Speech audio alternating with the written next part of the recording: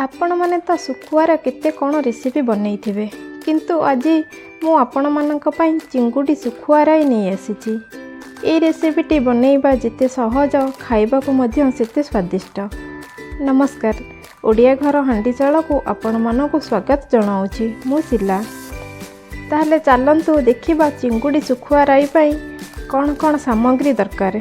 चिंगुड़ी सुखुआराई बनैबा पई प्रथमे मुझे चिंगुड़ी सुखुआ नहीं ताको भल करी बाछि मुंड तार काढ़ी देछि एवं ताको भल करी पानी रे धोई देछि। आउ एठी गोटे बड़ साइजर आलू छोट छोट करी काटी नेछि, सारू दुईटा आउ पोईर मंजी मु नेछि। आपण चाहिले पोई डंक आउ साग मध्य नहीं परिबे।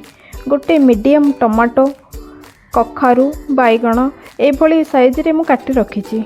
मसला पाई मु एठी सोरिष, जीरा, हलदी गुंड, लंका, पियाज, रसुण र बटा नेछि।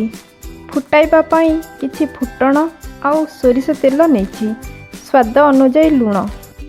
ताहले चलंतु एबे हमर स्वादिष्ट चिंगुड़ी सुखुआराई बनाइबा।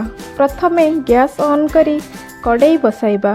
कड़ाई भलरे गरम हेले सेथिरे सोरिष तेल देदेबा।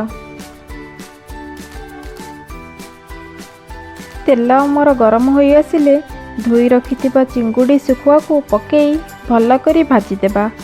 देखिबे जेमिति पूरा कड़ा होई भाजी होई जिवो। एबे देखंतु सुखुआ गुड़िक केमिति भाजी होई गलानी। सुखुआ सबो भाजी होई गले ताको गोटे प्लेट को काढ़ी देबा। एबे सेई कड़ाई रे पुणी सोरिष तेल देई तेल गरम हेले फुटण फुटाइबा। फुटण फुटीगले काटी रखिथिबा परिबा सबू पकाई भाजिबा।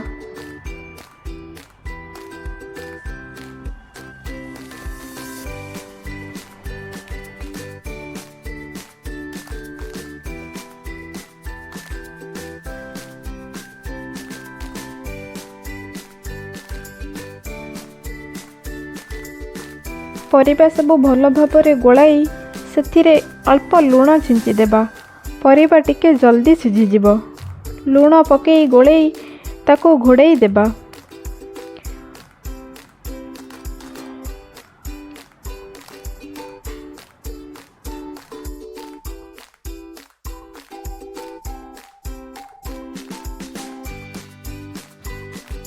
भाजीबा टाइम रे ही टमाटो को देई भाजी देबा।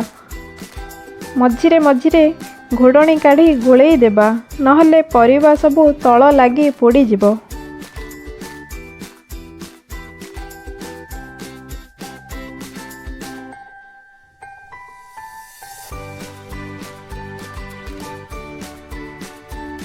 एबे देखि पारथिबे परिबा हमर अधा अधि प्राय सिझी आसिलानी।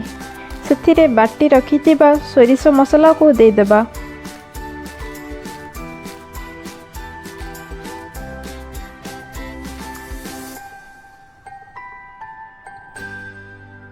एवं पानी अल्प देई ताको भल भाबरे गोलाइबा।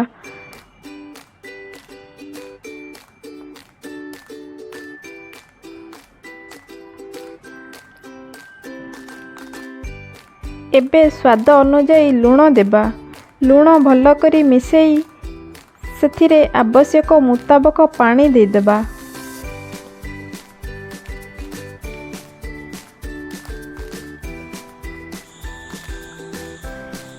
जेहेतु ये गोटे राई सेथिरे अधिक पानी देबेनी, कहीं ना राईटा जिते सुखा सुखा करिवे सेते टेस्ट लागिबो। पानी देई ताको आउ थरे 5 रु 6 मिनिट घोड़ाई देबा।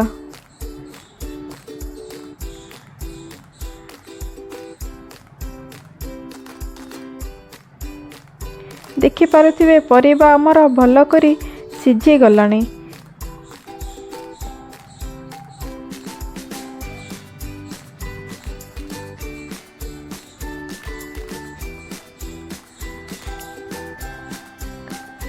एबे सेथिरे भाजी रखिथिबा चिंगुड़ी सुखुआ को पकेई देबा एवं ताको भल भाबरे मिसेई देबा। गैस को लो फ्लेम रे रखी ताको एबे घोड़ाई 2 ରୁ 3 मिनिट छाड़ी देबा।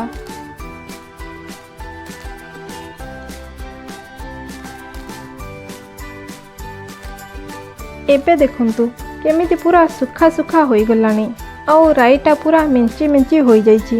ପରିବା ବି ଭଲ ଭାବରେ ପୁରା ସିଝି ମିଶିଯାଇଛି। ଏବେ ପ୍ରସ୍ତୁତ ହୋଇଗଲା ଆମର ଚିଙ୍ଗୁଡ଼ି ଶୁଖୁଆ ରାଇ। ଏହି ରେସିପିଟି ଭାତ ସହିତ ବହୁତ ଭଲ ଲାଗିଥାଏ। ଆଜିର ଏହି ରେସିପିଟି ଆପଣମାନଙ୍କୁ କେମିତି ଲାଗିଲା କମେଣ୍ଟ କରି ଜଣାଇବେ ଆଉ ଭିଡ଼ିଓକୁ ଲାଇକ୍ ସେୟାର କରୁଥିବେ।